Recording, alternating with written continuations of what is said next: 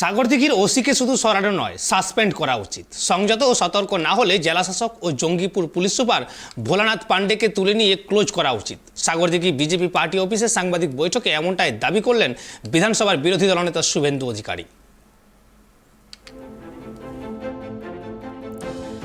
আগামী 27শে ফেব্রুয়ারি সাগরদিঘি বিধানসভার উপনির্বাচন। আর ঠিক নির্বাচনের দুদিন আগে সাগরদিঘি থানার ওসি অভিজিৎ সরকারকে সরিয়ে দিল নির্বাচন কমিশন।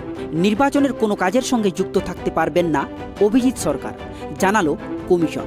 অন্য জেলা থেকে সাগরদিঘিতে নতুন ওসিকে নিয়োগ করার নির্দেশ দিয়েছে। এদিকে ভোটের 72 ঘন্টা আগে নির্বাচন কমিশনের এই সিদ্ধান্তে শোরগোল শুরু হয়ে গিয়েছে জেলার রাজনৈতিক মহলে। যদিও বিধানসভার বিরোধী দলনেতা শুভেন্দু অধিকারীর দাবি, শুধু সাগরদিঘি থানার ওসি নয়, জঙ্গিপুর জেলা পুলিশ সুপার ভোলানাথ পাণ্ডেকেও সরানো দরকার। তিনি আরও বলেন, সাগরদিঘি উপনির্বাচনের জন্য 40টি বুথকে অতি স্পর্শকাতর ঘোষণার দাবি জানিয়েছেন। তিনি অভিযোগ করেন, জেলা প্রশাসন কেন্দ্রীয় বাহিনীকে বসিয়ে রেখেছে। রুট মার্চ এবং ফ্ল্যাগ মার্চ, তার সাথে সাথে এরিয়া ডোমিনেশন করানো হয়নি। 200 মিটারের মধ্যে এই ধরনের যদি কোনো বুথ অফিস, অস্থায়ী অফিস বা পার্টি অফিস ইত্যাদি থাকে, সেটা যেন 26 এবং 27 তারিখ তালা চাবি লাগানোর কাজ করেন সেন্ট্রাল ফোর্সরা, অবজারভাররা, রিটার্নিং অফিসার। এই দাবি আমরা করি। আমরা বলেছি যে 200 মিটারের মধ্যে রাজ্য পুলিশকে বুথের 200 মিটারের মধ্যে কোনোভাবে যেন এন্ট্রি না দেওয়া হয়, কমপ্লিটলি সেন্ট্রাল ফোর্স দিয়ে করা হয়। মাইক্রো অবজারভার তারা যেন অ্যাক্টিভ থাকেন এবং মাস্ক পরে বা মুখ ঢেকে ভোটদান করার ক্ষেত্রে প্রত্যেকটা পোলিং স্টেশনে একজন করে মহিলা সিএপিএফ রাখা হয়, যাতে সাগরদিঘির লোক তো মমতা ব্যানার্জি 12 বছরে কাজ দিতে পারেননি।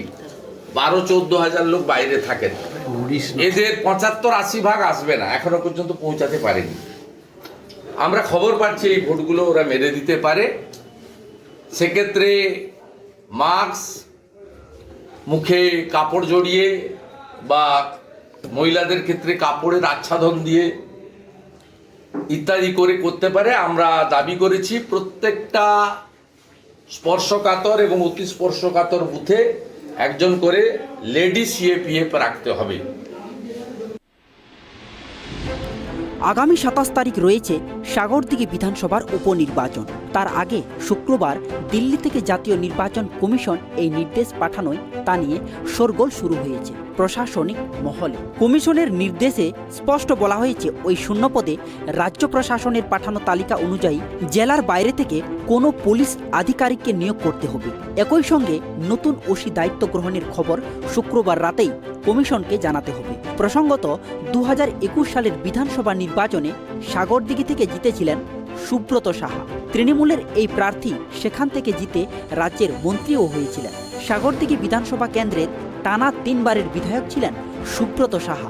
2011 সালে তিনি ছিলেন মুর্শিদাবাদ জেলার একমাত্র তৃণমূল বিধায়ক। এরপর 2016 এবং 2021 সালেও জিতেছিলেন সুব্রত। 2022 সালের 29শে ডিসেম্বর হৃদরোগে আক্রান্ত হয়ে মৃত্যু হয় তার ফাঁকা আসনে এবার হতে চলেছে বিধানসভার উপনির্বাচন। Bureau report, Tribe TV.